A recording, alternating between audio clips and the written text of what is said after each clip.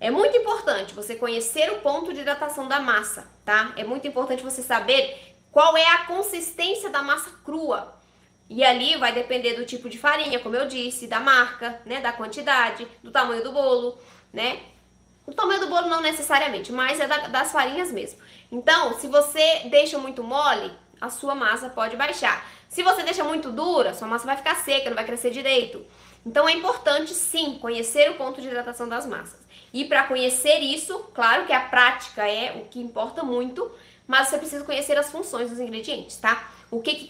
Qual é a capacidade de absorção de líquido de cada farinha, por exemplo, tá bom? Para você conseguir verificar ali no olho, né, qual é o ponto de hidratação daquela massa.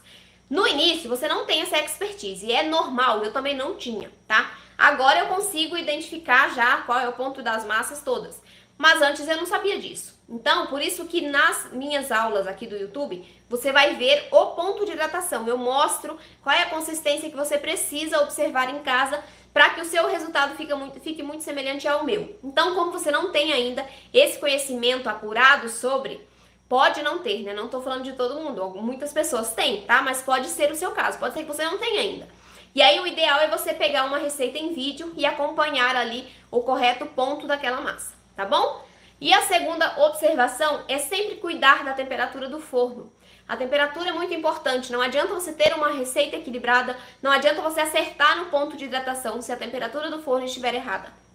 Tanto para mais quanto para menos. O seu bolo vai ter prejuízo na fermentação, tá bom? Ou vai ter uma hiperfermentação ou vai ter uma fermentação muito lenta. E das duas maneiras você tem prejuízos na massa, beleza? Então, se puder, se tiver condições, eu indico que tenha um termômetro de forno, porque ele vai facilitar demais a sua vida. Os fornos que a gente compra hoje em dia, esses domésticos, né? Não tem muita precisão ali com o que marca no botão e o que realmente aquece dentro do forno. O meu não tem essa precisão. O meu tem aproximadamente 40 graus de diferença.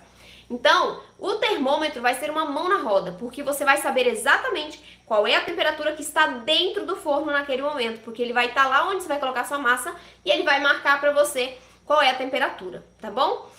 Se você já conhece o seu forno, já tem prática, aí tudo bem. Mas se você não tiver, um termômetro ajuda demais.